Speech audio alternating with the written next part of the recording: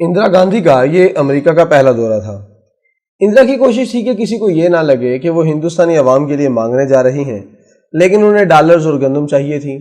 اندرا نے ایک بھارتی صحافی کو آف دی ریکارڈ بتایا کہ دورے کا مقصد یقیناً امریکی امداد ہے، لیکن اس انداز میں مانگنی ہے کہ یہ نہ لگے کہ ہندوستانی وزیر اعظم امداد مانگنے آئی ہے۔ امریکہ 1947 کے بعد سے پاکستان اور ہندوستان کو امداد دیتا چلا آ رہا تھا، جو کہ برسوں تک جاری رہی۔ ایک دن دونوں ملکوں نے، جو امریکی امداد پر پل رہے تھے، جنگ لڑنے کا فیصلہ کیا۔ 1965 کی جنگ کے ساتھ ہی امریکہ نے دونوں ملکوں کی امداد بند کر دی۔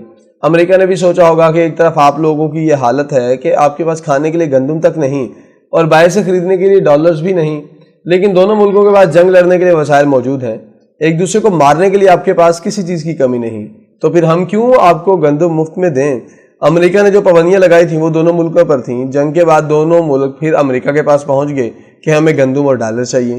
اندرا دباؤ کا شکار تھیں کیونکہ پاکستان تو کب سے امریکی کیمپ میں شامل تھا، لیکن وزیر اعظم نہرو نے روس اور امریکہ کے درمیان جاری سر جنگ میں خود کو اپنے تئیں نیوٹرل رکھا ہوا تھا اور ہندوستان نن الائنڈ موومنٹ کے ایکٹیو ممبر تھا۔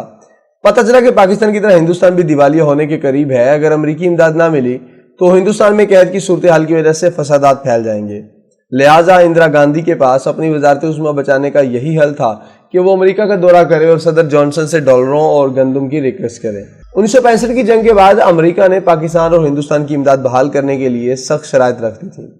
اندرا گاندھی نے امریکہ سے ڈالر اور گندم مانگنے سے پہلے عالمی بینک اور IMF سے قرضہ مانگا، لیکن دونوں نے انکار کر دیا۔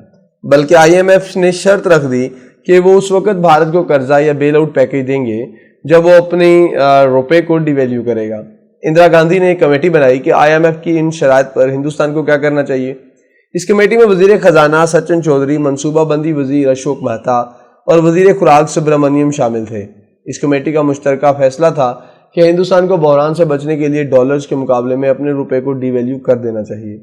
اس سفارش کی سپورٹ اندرا گاندھی کے فرسٹ کزن BK نہرو نے بھی کی، جو امریکہ میں ہندوستان کا سفیر تھا۔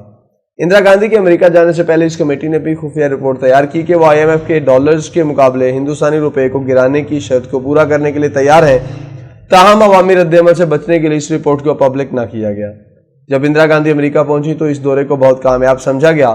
اس کی وجہ صدر جانسن تھے، جنہیں اندرا گاندھی کی شخصیت نے بڑا متاثر کیا۔